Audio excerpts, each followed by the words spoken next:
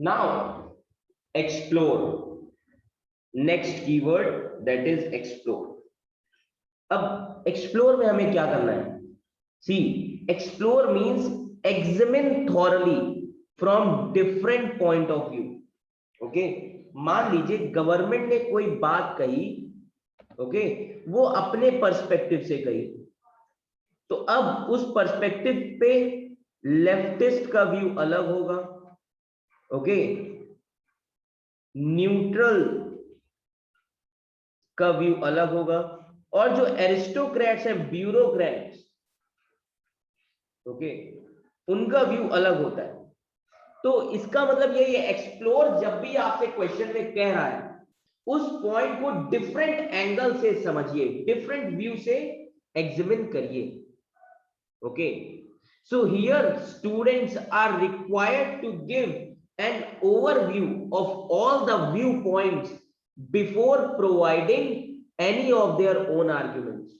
यहां पे आपको उस टॉपिक का, उस इश्यू को हर तरीके से ओवरव्यू करना पड़ता है, तब आप अपना व्यू पॉइंट देते हैं, तब आप अपना आर्ग्यूमेंट देते हैं, ये याद रखिएगा। तो एक्सप्लोर बहुत कम ही पूछती है यूपीएससी, बट एक दो बार पूछा है तो ध्यान में रखिए। Okay, your answer must be explanatory, okay, and that is why it is imperative that you adopt a questioning approach when answering such questions. इसमें आप क्वेश्चनिंग अप्रोच अडॉप्ट कर सकते हैं जब भी आंसर दे रहे हैं, बट वो जितने भी क्वेश्चन होंगे वो आप कहां पे पूछेंगे? सब body of the answer, because of the explore nature, because of this exploratory nature, okay, of such questions, objectivity is the key. Okay, that means you should give an overview of all the viewpoints before providing any of your own judgments or arguments. पहले आपको सारे ही points, view points का overview देना होगा, उसके बाद आप अपना आर्ग्यूमेंट दे सकते हैं, ये याद रखिएगा। ओके, ये चीज आपको इसमें ध्यान रखना होगा। So just remember that the question, that the key of this directive, okay, the answer of this directive, okay, is to give a nuanced account of topic or argument by examining its composite parts. okay, ये याद रखिएगा। तो इसमें आपको जब उसके सारे parts को आप एग्जामिन कर लोगे, तब आप अपना आर्ग्यूमेंट दोगे। एक्सप्लोर के अंदर आपको यही करना है। समझ में आया ये चीज? एक्सप्लोर,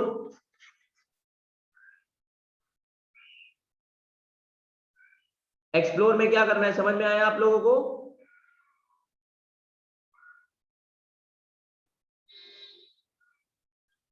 हाँ सर। कि हर टॉपिक में आपको हर व्यू के हिसाब से देखना है, तब अपना आर्ग्यूमेंट देना है।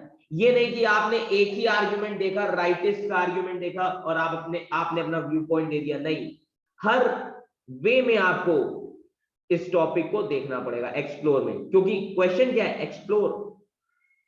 ओके, ये याद रखिएगा। Then the next thing is assess. अब एसेस क्या है? ये एक तरीके का क्रिटिकल डायरेक्टिव है, ये याद रखिएगा।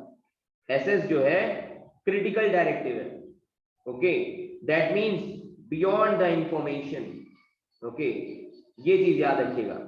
So in case of assess you are expected to consider or make an informed judgment about the strength or weakness of an argument. मान लीजिए कोई भी आर्गुमेंट अगर क्वेश्चन में दिया गया है, उसके अगर स्ट्रेंथ और वीकनेस है, पहले स्ट्रेंथ और वीकनेस एक्सप्लेन करिए, देन उन स्ट्रेंथ एंड वीकनेस के बेसिस पे आप कोई भी जजमेंट बनाएंगे अपना। Okay, so questions place particular emphasis on weighing all views concerning the essay subject. Okay, ये याद रखिएगा। So essentially you need to convince the reader or examiner about the strength of your argument. आपको इसमें examiner को convince करना है अपने argument के लिए कि जो आपने आर्ग्यूमेंट किया है वो सही है, वो किस बेसिस पे किया है। तो आपको पूरी चीज क्या करनी है, एसेस करनी है situation. Okay, so you need to convince the reader about the strength of your argument using research to back up of your assessment. Okay, ये याद रखिएगा। So you can highlight any limitations also to your argument and remember to mention any counter argument to your position. आप अपने argument के लिए कभी भी कोई काउंटर आर्ग्यूमेंट नहीं डालेंगे, आप लिमिटेशंस डालेंगे, बट आपने खुद ही वो आर्ग्यूमेंट लिखा फिर आप उसी आर्ग्यूमेंट को काउंटर करो, वो चीज आप कभी नहीं करेंगे। एसेस का मतलब क्या है कि आपने जो भी चीजें बताई हैं स्ट्रेंथ और वीकनेस, उसको एनालाइज करके एक इन्फॉर्म्ड जजमेंट दीजिए। सो एसेस का मतलब क्या है, this directive means two way up something up and to consider how valuable it may be. That means student is expected to consider or to make an informed judgment about value, strength and weakness of argument. कि जो भी आप argument कर रहे हैं explain, उसको आप एक judgment के साथ देंगे। Okay, so more importantly a person needs to convince the reader about the strength and its argument. Okay, so highlight any limitation to the argument and one must remember to mention any counter arguments to its position. आप कभी भी अपने arguments में कोई भी ऐसा argument नहीं डालेंगे जिससे आपका argument counter हो, contradict हो, तो ये चीज से बचिएगा। तो ये कहता है एसएस। समझ में आया आप सभी को एसएस कि एसएस में आप क्या लिखेंगे? Dilraj,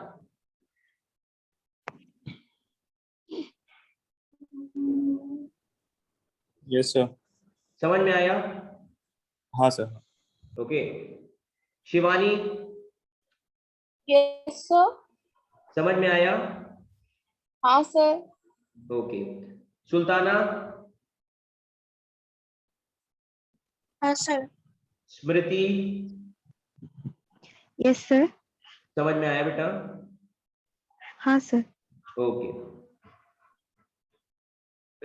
okay, now the next keyword is to what extent.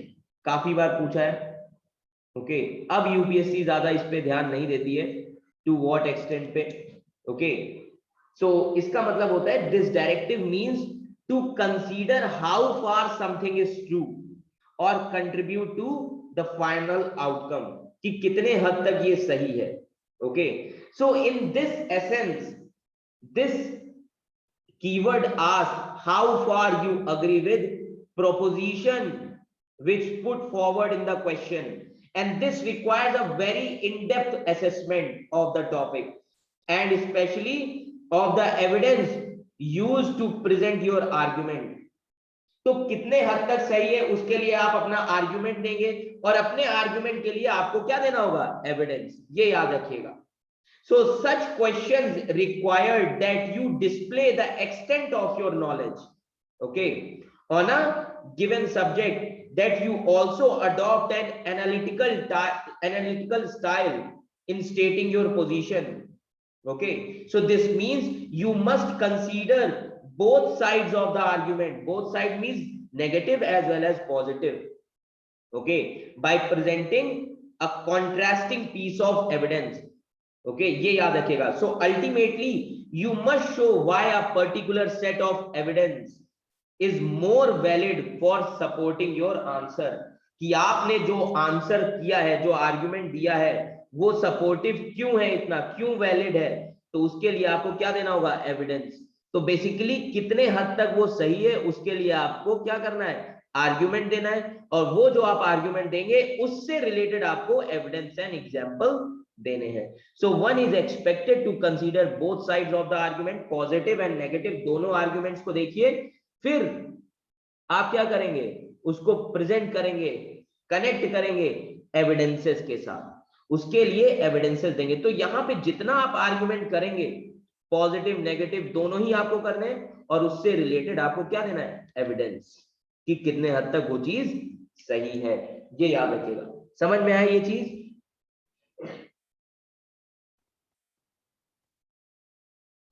Saurabh समझ में आया बेटा? Yes sir. ओके, दिलराज समझ में आया? हाँ सर। ओके, नेक्स्ट है throw light on. Throw light on को और क्या कहते हैं? State your state with examples. State, so this means to reveal information or details about something. Throw light का मतलब क्या होता है? किसी चीज पे लाइट डालना, हम लोग बोलते भी हैं वैसे। ओके, दैट मीन्स किसी चीज को, किसी डिटेल को सामने लाना, रिवील करना। Okay, so this directive expect clear terms, key aspect pertaining to a topic without being overly descriptive. That is why this, ये जो थ्रो लाइट ऑन है ये डिस्क्रिप्टिव डायरेक्टिव है। Okay, why? Because in this you need to define, you need to explain, you need to specify in clear terms, okay, pertaining to topic without overly descriptive. okay, for example, अगर मैं आपसे एक question बोलूं, throw light on the significance of the thoughts of Mahatma Gandhi in present times. Question सुनिएगा, throw light on the significance of the thoughts of Mahatma Gandhi in present times. Previous year में आया है, तो आप कैसे लिखोगे? आपका अप्रोच क्या होगा इसके लिए? आप इसमें क्या लिखोगे? You should start Gandhian thoughts with a line like Gandhi is regarded as the greatest Indian since Gautam Buddha. Okay, ये याद रखिएगा, गौतम बुद्धा की तरह ही इनको समझा जाता है। Then slowly and slowly elaborate करना शुरू करिए। फॉर एग्जाम्पल, ट्रुथ, अहिंसा, सत्याग्रह, स्वराज, धर्म, राम राज्य, सर्वोदय, एथिकल जर्नलिज्म, ये सारी चीजें क्या है? गांधीयन वैल्यूज हैं। ओके, ये याद रखिएगा। तो इस तरीके से चीजों को आप क्या करें? गांधी जी के वैल्यूज पे आप रिवील कर रहे हैं, आप लाइट डाल रहे हैं, आप उन चीजों को समझा रहे हैं। तो इसमें एक चीज याद रखिएगा, आपको ज्यादा डिस्क्राइब नहीं करना है, बस उन चीजों पे लाइट डालनी है। मतलब आपको इन चीजों को बुलेट पॉइंट्स में लिखना है। ट्रुथ लिख दीजिए, सत्याग्रह लिख दीजिए, स्वराज लिख दीजिए, स्वराज के बारे में लिख दिए that Swaraj is a multi dimensional concept. Okay, Swaraj will help indigenous industries. इस तरीके से पॉइंट वाइज लिखते हुए चलिए। तो ये सिंपल स्ट्रेट फॉरवर्ड चीज है डिस्क्रिप्टिव डायरेक्टिव का। समझ में आया आप सभी लोगों को? तो बेसिकली हमें अगर फॉर एग्जांपल गांधी के बारे में बोला गया है, तो उनके जो व्यूज है या फिर उनके जो प्रोटेस्ट है, जो वो सब लिख सकते हैं ना सर? प्रोटेस्ट नहीं लिखना है। अगर आपसे नहीं, गांधी जो के बारे में आंदोलन लिखना है तो गांधी के आप वैल्यूज लिखेंगे कि प्रेजेंट टाइम में क्यों इंपॉर्टेंट है। सर गांधी तो क्लीनलीनेस के लिए को भी प्रमोट करते थे सर, बिकॉज उन्होंने देखा था गांव में जो हाइजीन था वो मेंटेन नहीं होता था। फॉर एग्जांपल आप चंपारण मूवमेंट में वो देखा गया था, वो सब भी तो लिख सकते हैं ना सर? हाँ, लिख सकते हैं। तो आप कैसे वही लिखेंगे? मैं बोल रहा था। हाँ, स्वच्छता को कैसे प्रमोट करते थे? स्वच्छ भारत अभियान। हाँ, ओके, देन आप ये भी लिख सकते हैं कि गांधी जी ने आत्मनिर्भर का भी कॉन्सेप्ट दिया था। आत्मनिर्भर गांधी जी की वैल्यू है। यस, ओके, ये उनका था। गांधी जी जब इंडिया आए थे 1915 में, सबसे पहले कचर आश्रम में रहते थे। 1915 में कचर आश्रम बना था। कहां पे? कोचर आश्रम, गुजरात में। 1917 में शिफ्ट किया उन्होंने साबरमती में, क्योंकि जगह कम पड़ रही थी और वहां पे सभी लोग अपने आप अपना काम करते थे, और वहीं से कॉन्सेप्ट आया आत्मनिर्भर का। बट सर स्वराज तो पहले ही आ गया था ना, मतलब क्या चीज? 1905 से ही तो स्वराज जो आत्मनिर्भर है नहीं नहीं, वो तो वो 1905 स्वराज, से हमें देखने को हाँ मिला था। वो स्वराज तो आ गया था, बट दिलराज, गांधी जी का स्वराज और तिलक का स्वराज दोनों डिफरेंट है। हाँ मतलब भारत में पहली बार जो बोल रहे हैं ना वो शायद 1905 में भी हम लोगों को देखने को मिला था। हाँ जो एक पूरा हाँ, मूवमेंट ही चला था उस टाइम पे। पूरा मूवमेंट चला था। ठीक है, ये याद रखिए। समझ में आए ये चीज कि थ्रो लाइट में क्या करना है? हाँ सर। ओके, ये याद रखिएगा। नाउ कंपेयर, बहुत इजी है ये चीजें। कंपेयर में आपको क्या करना है? Okay, under this directive one is expected to look for similarities between the two or more arguments और सब्जेक्ट। इसमें आपको सिमिलैरिटीज पे ध्यान देना है। ओके, कंपेयर का मतलब होता है अगर आप कुछ भी आर्ग्यूमेंट्स या कुछ भी इश्यूज लिख रहे हैं उसमें कंपैरिजन करना है। सिमिलैरिटी, बेसिकली कंपेयर का मतलब होता है सिमिलैरिटीज, सिमिलैरिटीज, ये याद रखिएगा। So here the examiner, sorry, the student is allowed to go beyond, okay, making a basic comparison by trying to explain the roots of the similarities along with its significance। यहाँ पे जो student होते हैं उनको क्या करना है? इनको बियॉन्ड कंपैरिजन ये सारी चीजें देखनी है, ये याद रखिएगा। Okay, so whenever you are asked to compare, you must identify the similarities between two or more subjects of discussion, okay, and you can go beyond making a basic comparison by trying to understand the roots of the similarities as well as their significance, कि ये comparison क्यों आया, कहां से आया, क्यों है इन चीजों में कंपैरिजन, तो ये रूट्स भी आप इसमें लिख सकते हैं। And furthermore, you may also want to emphasize any difference, although the focus of your question should be on similarity। आप लिख डिफरेंसेस भी सकते हैं, बट कंपेयर, जब भी क्वेश्चन में कंपेयर करने को आएगा वो बेसिकली बात करता है एस्टैब्लिशिंग सिमिलैरिटीज, ये याद रखिएगा। ओके, तो ये सारी चीजें जरूरी है। ओके, ये आपको पता होनी चाहिए। समझ में आया कंपेयर में क्या करना है? सर अगर कंपेयर में 10 मार्कर आया तो खाली सिमिलरिटीज लिखो कि उसका डिफरेंस भी लिख दो? नहीं नहीं, डिफरेंसेस नहीं लिखने, सिमिलैरिटीज। और आपसे ऐसा क्वेश्चन नहीं पूछेगा कि कंपेयर करो, आपसे क्वेश्चन कैसे आएंगे? For example a question on comparing various land revenue systems in British India which is expected to tackle the similar objective of the mechanisms while also presenting the fine differences between them। अब जैसे जो land revenue policies आई थी वो किस लिए आई थी? ताकि Britishers के पास ज्यादा से ज्यादा रेवेन्यू आ सके, रेवेन्यू आए, ओके, एम्पायर मजबूत हो सके, एंड दूसरी चीज जमींदार का रोल कम कर दिया जाए, इसलिए लाया गया था। तो रीजन वाइज तो महलवाड़ी रैयतवाड़ी अलग है, बट सभी का मोटिव क्या था? एक ही था, सिमिलैरिटीज। तो आपका फोकस किस पे होगा? सिमिलैरिटीज पे, कि ये क्यों आया, इसके पीछे रीजन क्या था, रूट कॉज क्या था, कि कॉर्नवालिस ये चीज क्यों लाया था, क्योंकि कंपनी घाटे में चली गई थी, तो रूट कॉज भी आपने एक्सप्लेन कर दिया। समझ में आया आप? हाँ सर, लेकिन सर अगर एज सिंपल एज अगर ऐसे पूछे कि कंपेयर जैनिज्म एंड बुद्धिज्म, हाँ, तो उस पे हम लोग क्या करेंगे? मतलब कंपेयर मतलब सिमिलरिटीज भी लिख सकते हैं सिमिलैरिटीज बताएंगे कि both the religions they were part of constitutional amendments in 6th century BC. दोनों ही रिलीजन का एक ही मोटिव था, counter reaction against Brahmical supremacy. समझ में आ रहा है दिलराज? हाँ सर, ठीक है, दोनों का रिएक्शन किसके अगेंस्ट में था?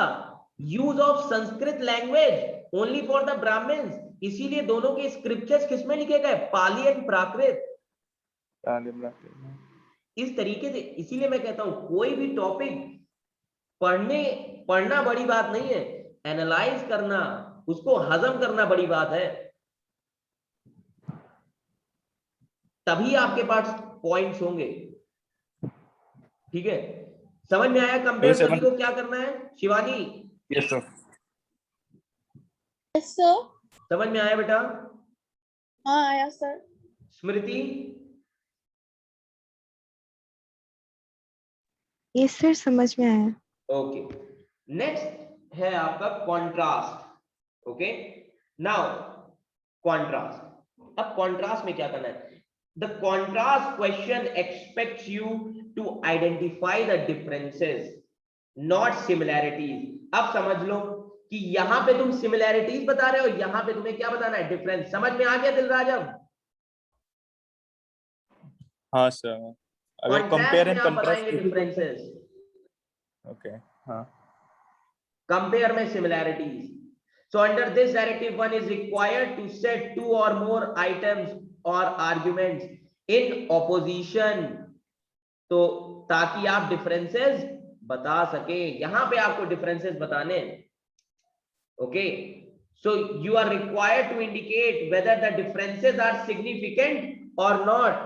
ये डिफरेंसेस सही है कि नहीं, ये सारी चीजें. And if appropriate, give reasons to why one item or argument may be preferable.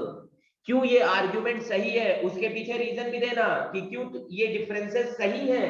इसके पीछे तुमको एग्जांपल भी देना पड़ेगा, रीजंस भी देने पड़ेंगे. So this contrast question expects you to identify differences between the topics. Okay, ये याद रखिएगा. That means what are the main dissimilarities between two or more subjects? What sets them apart? So these are general questions that you must keep in mind when addressing the contrast question. Okay, तो यहां पे जब आप differences बताएंगे उसके पीछे reason भी बताइए कि वो डिफरेंसेस क्यों प्रेफरेबल है. तो कॉन्ट्रास्ट में आप बताएंगे डिफरेंसेस. समझ में आया आप सभी लोगों को?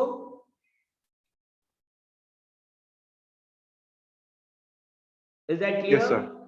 Yes, sir. Okay, now the last keyword, differentiate. Differentiate. Okay, now differentiate में क्या करना है? A person is expected to bring out the difference. यहां पे आपको डिफरेंस बताना है. यहां पे आपको दो सब, कॉन्ट्रास्ट में क्या था, दो सब्जेक्ट के बीच में, दो या दो से ज्यादा सब्जेक्ट के बीच में डिफरेंसेस बताने हैं. उसके पीछे रीजन क्या है वो देना है कि वो प्रेफरेबल है कि नहीं. और डिफरेंशिएट में क्या करना है, डिफरेंसेस ही बताने हैं आपको. ओके, डिफरेंसेस ही बताने. एंड यहां डिफरेंशिएट में क्वेश्चन कैसा होता है समझिएगा. How the Indian concept of secularism is different from the western model of secularism. ये सिंपल सा क्वेश्चन होता है इसमें. How the Indian concept of secularism is different from the Western model of secularism. So this is a tricky question in the sense that it wants a comparative analysis.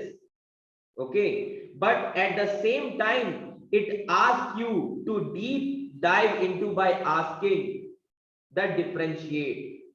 तो इसमें आपको क्या करना है, डिफरेंशिएट करना है. अब फॉर एग्जांपल आपसे सेक्युलरिज्म पूछा तो आप सबसे पहले क्या करेंगे, सेक्युलरिज्म एक्सप्लेन करेंगे. What is secularism? Secularism that means separation of religion from state and its confinement to the private sphere, and it is a western construct whose roots can be traced back to the Treaty of Westphalia, which is called for state sovereignty and its separation from religion. वहां से ही आया है. तो अब आप कैसे इसको differentiate करोगे? जैसे फ्रांस में क्या था वो मॉडल बताइए, यूएस का सेक्युलरिज्म मॉडल क्या है वो बताइए, इंडिया का सेक्युलरिज्म मॉडल क्या है वो बताइए. ओके, ये याद रखिए. तो इस तरीके से आपको समझाना है. ओके, तो ये सारी चीजें हैं. डिफरेंशिएट समझ में आया आप सभी लोगों को कि कैसे बताना है? हाँ सर. Yes, sir. दिलराज समझ में आया? Yes sir. तो ये चीज है डिफरेंशिएट, और आपका सारे कीवर्ड्स कंप्लीट हो गए. अब आपका एक भी कीवर्ड नहीं बचा.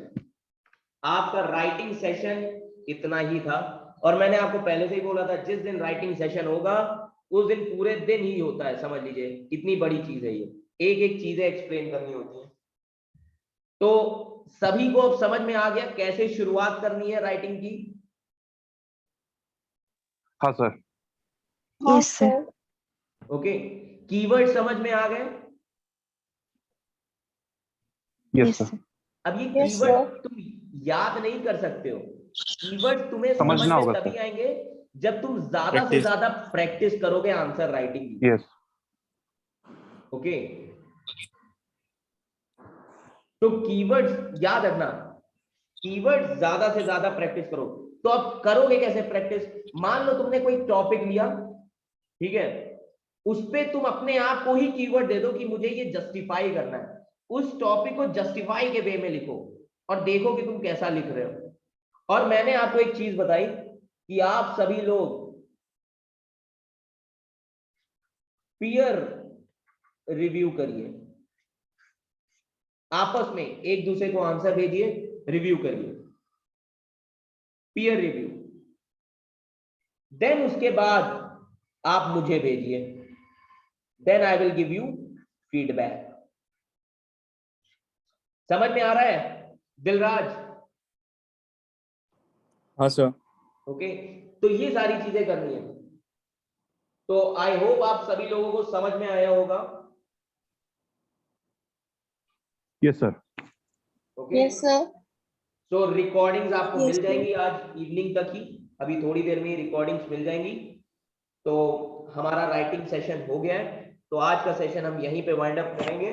ओके, तो अब आपका जो चीज है सब मंडे सर से वो चलेगा। हाँ बताइए सौरभ। नहीं सर, मैं दिलराज बोल रहा था सर, वो स्लाइड एक बार शेयर कर दीजिए ना। क्या चीज कह ये रहे जो हैं? स्लाइड दी ओके, स्लाइड Slide आप कीवर्ड्स के जो हाँ कीवर्ड्स के सर, सर ओके कीवर्ड्स ठीक के। है, मैं आपको डायरेक्टिव्स स्लाइड वाला शेयर कर सर। दूंगा। ठीक है ओके, आप ठीक है सभी सर। लोगों को स्लाइड्स भी मिल जाएंगी। ओके, तो और एक थैंक चीज आप लोगों को जो ध्यान में रखनी है, किसी भी, चाहे कोई भी आपका दोस्त हो, किसी को भी कुछ बताना नहीं है कि आपके ये सारे सेशन हुए हैं। समझ में आ रहा है दिलराज? हाँ हाँ सर। ठीक है, ठीक है, तो किसी को भी नहीं बताना है। आप लोग करिए मेहनत, अच्छे से निकालिए पेपर, बस मैं यही चाहता हूं। अब आप लोगों का एपीएससी का एग्जाम कब है?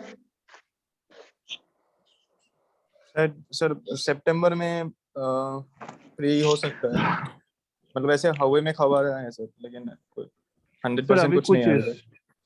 अभी तो मुझे लग रहा है पोस्टपोन हो जाएगा। हाँ सर, हाँ सितंबर अक्टूबर तो पहुंच ही जाएगा सर। ओके ओके, ठीक है, तो हम आज के तो लिए सर इतना ही मतलब रखते हैं। ओके, हाँ सर। तो अब आपका हाँ नेक्स्ट सेशन शुरू होगा मंडे से। Okay, so thank you class, thank you so much. Thank you, Yes, sir. sir. Thank you sir.